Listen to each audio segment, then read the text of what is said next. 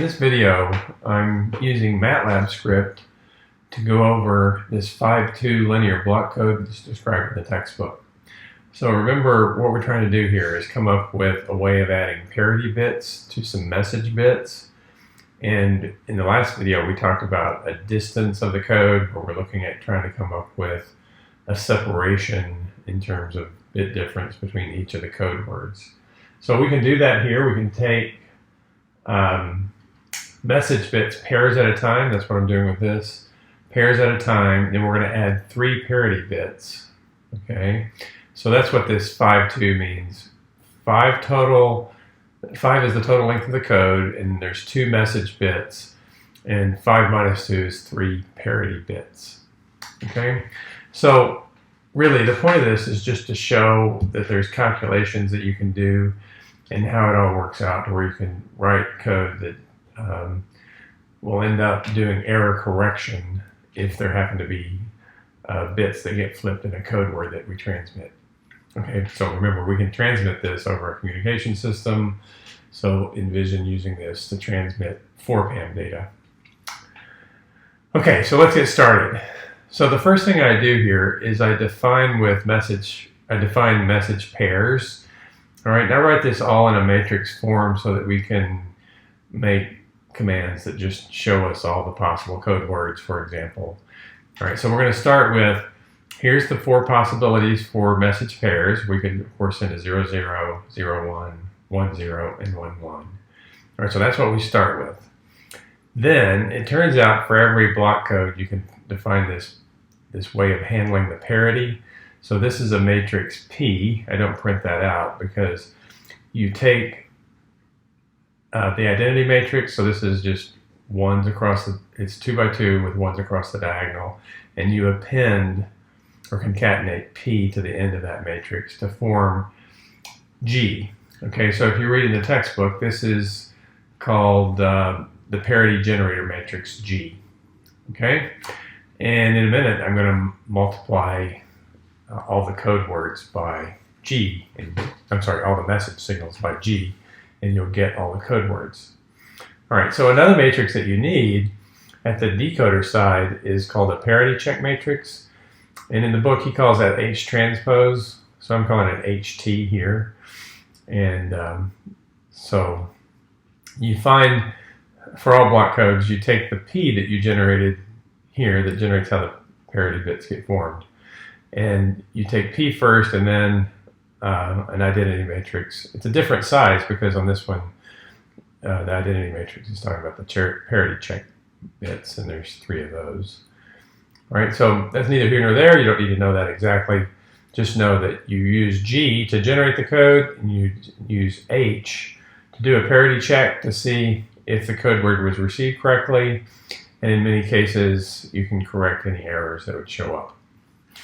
Okay, so now we're at this step of calculating the code words. All right, so remember the matrix X has all the code words in it. Here it is, all the possibilities of X.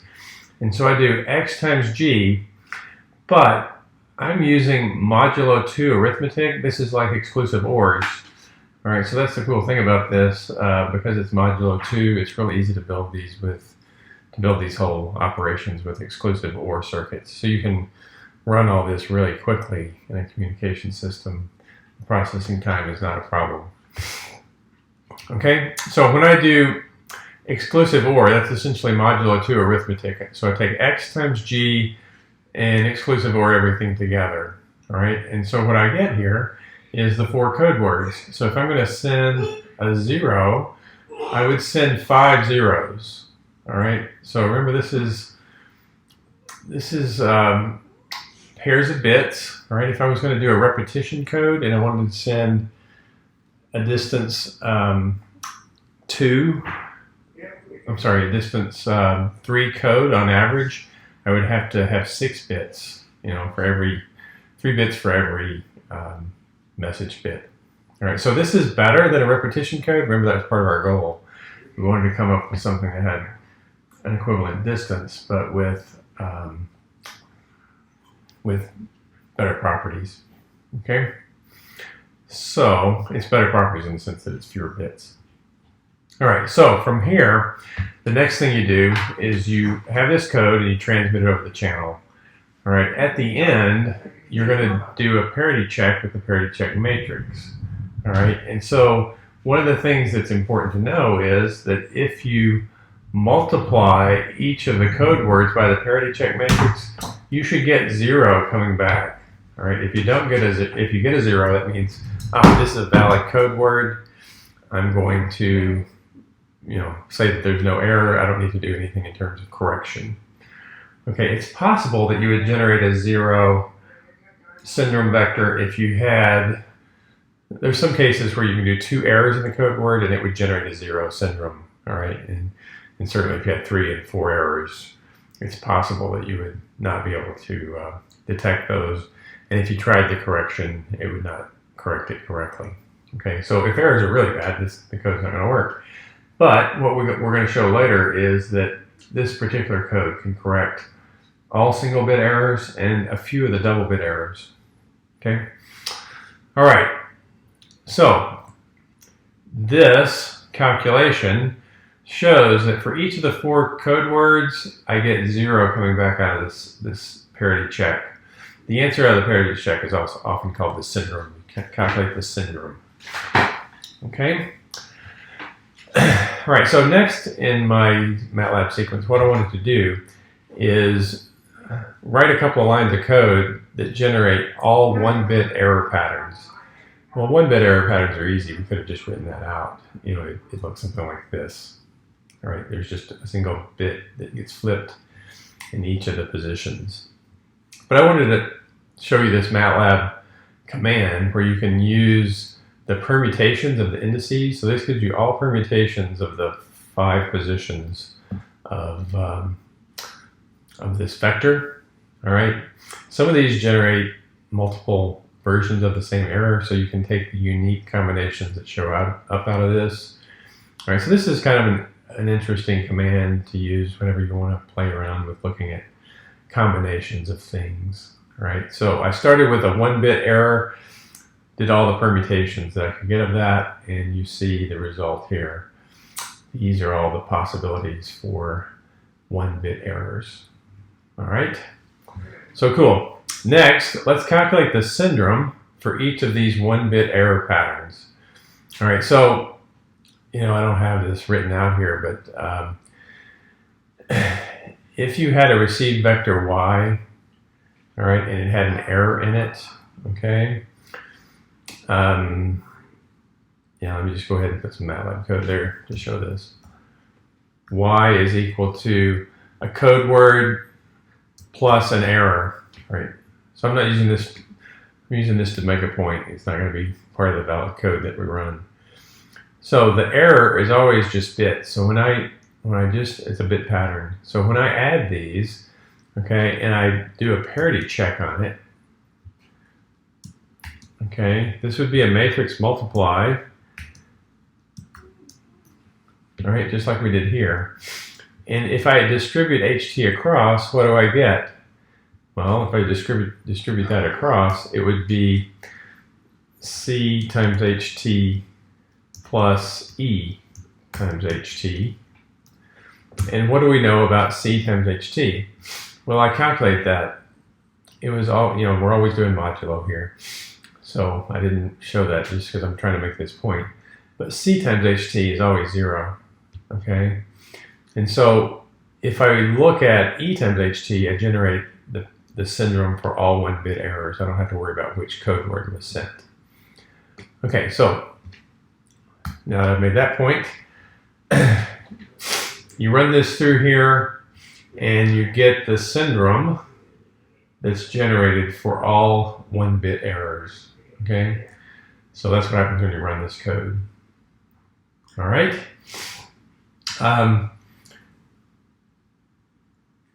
We can use this a little bit later. When we get to that, I'll talk how we use a lookup table to do error correction. Okay, the next thing I want to do is go through this same process with 2-bit errors. All right, so I make the same kind of commands. I do all the permutations of this seed pattern. All right, and then take the unique ones that show back up, And this is all the possibilities of 2-bit errors, right? So you can think about that and convince yourself that that's true. These are the error patterns that you could have, taking 2 errors at a time. Okay, I can calculate the syndrome here, all right, and I end up with 10 possible syndrome values. And so if I think about this, there's only 3 bits in the syndrome, all right? And so I used 5, because there's 3 bits, there's 8 possible unique syndromes. I'm using 5 of them to detect single-bit errors, all right? So I still have the case where there's 0 errors, and the syndrome is 0, so that's the 6th one. So there's 2 out of this list, 2 out of this list where there's the error pattern, and I generate the syndrome, okay? And I would get 2 values that could be used in my table to correct a 2-bit error, okay? So if you think about it, what I've got here is I'm showing a binary 1, a binary 2, a 4, a 3, and a 5. So I'm missing 6 and 7, okay? So I go down here and I find, here's the syndrome for, let's see, where 6 show up.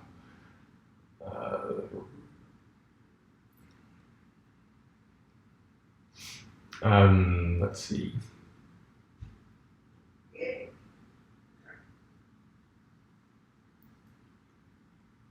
I don't see 6. Is it used here? Kind of stuck on that. Let me, oh, here's 6. No, that's 3. Here's 6 down here. Sorry, I just couldn't see it. All right, so 6, this is the error pattern that can be corrected with the syndrome when you hit 6, okay? And then 7 is the, it's the 3rd to last row. Here's the error pattern when the syndrome happens to be 7, all right? So from there, what I did was I actually put together a lookup table, all right? And so what I'm doing is I'm mapping the index value of the syndrome to a table of likely error patterns, okay? So if the syndrome is 0, that's easy. There's 0 errors, okay?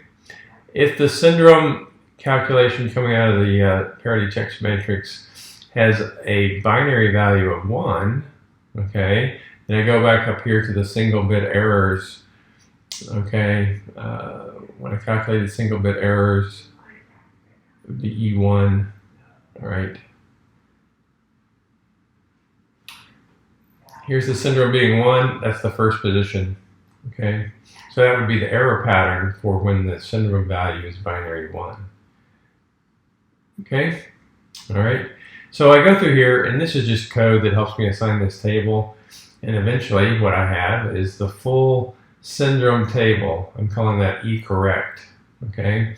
So I calculate the syndrome. If the syndrome is 0, here's the first row, right?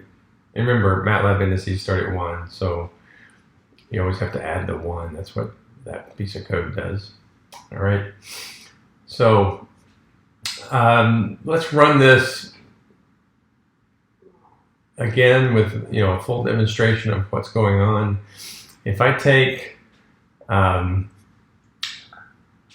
code value, all right. So I'm going to take the second code word out of the list.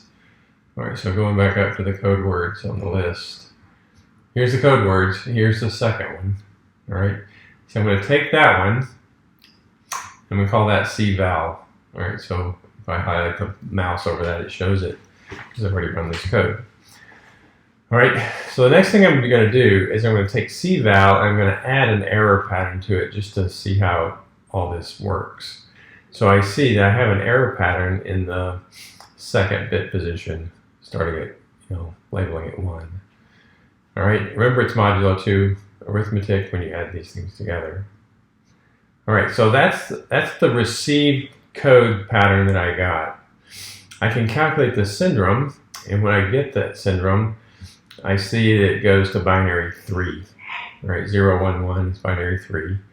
And so this is just code that detects that, all right, decodes that to a binary 3. All right, then I go into the index. 3 plus 1 is 4. I look at the fourth entry of the error correction table. All right, so this is a lookup table at this point. Okay, so I go to the fourth, 1, 2, 3, 4. There's the error pattern. That's how it's supposed to work. 0, 1, 0, 0 is the error pattern. That's exactly the error pattern that we started with, 0, 1, 0, 0. So that's good. All right. From there, if I just add the error pattern right back in, because this is modulo 2 arithmetic, 1 plus 1 is 0. Okay, so when I add that back in, I would get the new demodulated code word. Well, 0, 1, 0, 1, 1, that's exactly what I started with. All right, so you can check the error. There's no error whenever I do it this way. All right, so a single bit error was corrected. All right, so I could flip that around. You know, I could take the third code word and,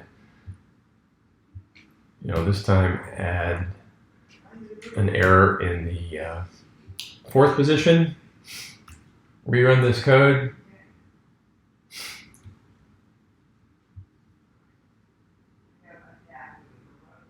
Okay, so when I rerun the code, this is the code word that we're sending, 10101.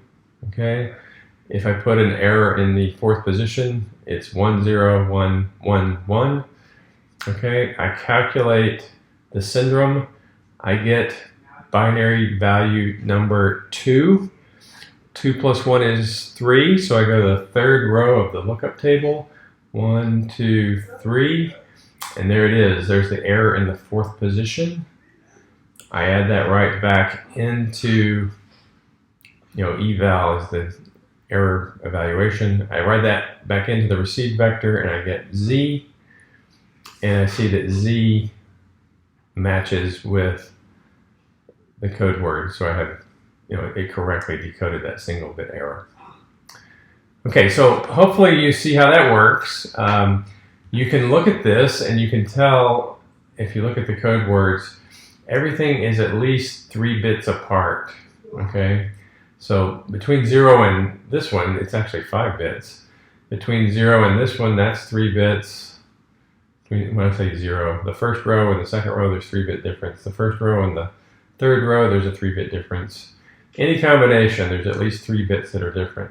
Okay, which tells me I can correct a single bit error with this code, and I've done the job of beating the repetition code. Remember the repetition code, you would just repeat the 2 zeros. You know, if you're going to send 2 zeros, you'd repeat that pattern 3 times. Okay, and you'd end up with a 6 length code word with a distance of 3, and you know, because it's 1 bit longer, it's not as good as this 5.2 code. All right, so hopefully you get an idea of where we're going with channel coding. I'll probably put something like this on the final for you to wrap your brain around this.